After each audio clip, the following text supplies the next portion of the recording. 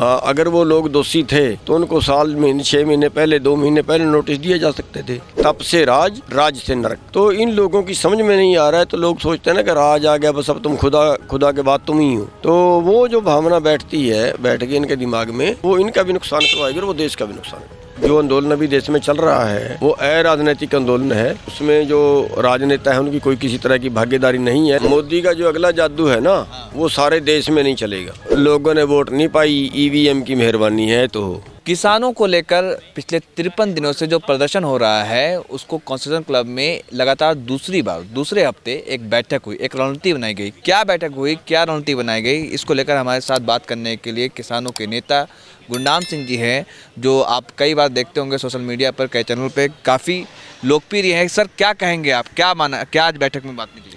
देखिए, आज की जो बैठक थी वो राजनीतिक पार्टियों के नुमाइंदों की बैठक थी और आज की बैठक में उन्होंने ये फैसला लिया है कि सभी राजनीतिक पार्टियां इकट्ठी होकर 23 और 24 तारीख को 2 दिन के लिए एक किसान जनसंसद बुलाएंगे और उसमें वो फैसला लेंगे, उसमें डिस्कस करेंगे कि ये कानून जो है ये किसानों के पक्ष में है कि किसानों के खिलाफ है।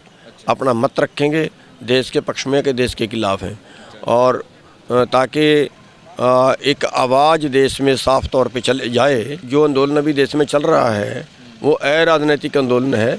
उसमें जो राजनेता हैं उनकी कोई किसी तरह की भागीदारी नहीं है, लेकिन जो राजनीतिक पार्टियां वो भी अपनी आवाज़ उठाना चाहती हैं, तो उनको जो है एक इस तरह का इकट्ठे होकर वो कर रहे हैं। तो एक अच्छा संदेश देश के सामने संदेश देना चाह रहे हैं, लेकिन मोदी जी तो यही कह रहे हैं कि जिनकी राजनीतिक ज़मीन खिसक गई है वो लोग अपनी राजनीतिक ज़मीन बचाने के लिए ये गुमराह कर रहे हैं किसानों को। ये किसान नहीं है बल्कि कांग्रेस के द्वारा जो लोग हैं, कांग्रेस के लोग ही प्रदर्शन कर रहे हैं पंजाब। हाँ, वो भी इससे एक अच्छा संदेश ये जाएगा कि यहाँ पे जो पार्टियाँ हैं वो आज 10-12 पार्टियाँ आई हुई थी और आगे देश की सभी पार्टियाँ अगर एक मंच पे आती हैं तो वो बात भी ख़त्म हो जाएगी कि ये कांग्रेस करवा रही है। कांग्रेस का एक पार्टी का नाम उससे ख़त्म हो जाएगा, क्योंकि देश की सभी पार्टियां जो है वो। मोदी जी कह रहे हैं कि जिनकी राजनीतिक ज़मीन खिसक गई है, जो सारी पार्टियां हार रही हैं, कोई उनसे मुकाबला नहीं कर सक रहा है, चुनाव में कोई जीत नहीं पा रहा है, तो अब उन लोगों ने प्लान बी बनाया है इस तरीके से लोगों को गुमराह करने का। ये तो उनका सोचना है, क्योंकि वो जाति के नाम पर, धर्म के नाम पर लड़वा के जो है राज कर रहे हैं। लेकिन अब जो है लोग उनकी उस बात को बुलाकर भी एक जगह पे इकट्ठे हो रहे हैं और जाति के नाम पे, धर्म के नाम पे जो वो पाड़ रहे थे वो इकट्ठे हो गए हैं आज। वो भी उनको एक तरह से तकलीफ़ है। 40 किसानों के ऊपर एनआईए ने समन भेजा है, इसे कैसे देखते हैं आप? अब जांच भी होगी जो। देखिए, देश की बदकिस्मती की ये एजेंसियाँ जो हैं ये न्याय देने के लिए होती हैं, अन्याय करने के लिए नहीं होती। अगर वो लोग दोषी थे तो उनको साल महीने 6 महीने पहले 2 महीने पहले नोटिस दिए जा सकते थे। अब आंदोलन में अगर उन लोगों ने कहीं लंगर लगा दिया, कहीं सेवा कर ली तो या कहीं हेल्प कर दी तो इनको बुरा लगा है, उन लोगों को भगाएं, ये लोग डर पैदा करें। अब उससे हर आदमी के मन में डर पैदा होगा, यार मेरे पे कभी इनकम टैक्स की रेड ना पड़ जाए, मेरे पे कभी किसी का नोटिस ना आ जाए, मेरे पे सरकार मुकदमा ना दर्ज कर दे। तो ये जो है तो एक तरह से आखिर कैसे मुकाबला करेंगे सरकार का? आप कह रहे हैं जान है जब तक आखिरी सांस है तब तक, कैसे करेंगे आखिर? देखिए, कोशिश कर रही है आप लोगों को भगाने का, हटाने का। देखिए, कोई बात नहीं, सरकार भगाने का, हटाने का कोशिश कर रही है, लेकिन आपको आतंकवादी, पाकिस्तानी, खालिस्तानी कह रही है, सब कुछ कह रही है। और उन्होंने तो इससे आगे भी पता नहीं क्या क्या बोल दिया है। लेकिन जब आदमी इस इरादे से निकलता है ना कि ये तो जीतेंगे या फिर वहीं पे शहीदी देंगे, तब कोई हारने का मतलब नहीं होता। बीच में टाइम लग सकता है लेकिन जीतेंगे।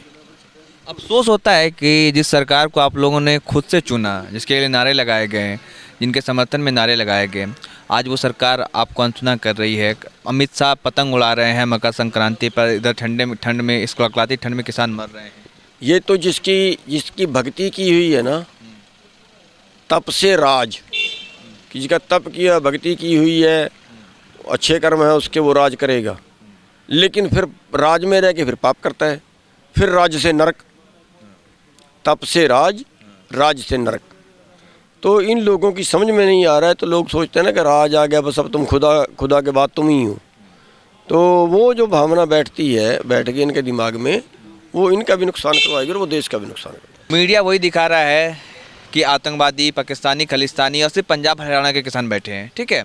और मोदी जी का जादू पंजाब में नहीं चला है, ना के बराबर। चाहे 2014 का चुनाव देख ले, 2017 का विधानसभा चुनाव देख ले, 2019 का चुनाव देख ले। तो आप कैसे, मतलब मोदी जी ने सोच लिया कि कोई बात नहीं, देश के किसान, देश के लोग तो जागरूक है, देश के लोग तो मोदी जी के साथ हैं। देखिए, मोदी का जो अगला जादू है ना, वो सारे देश में नहीं चलेगा।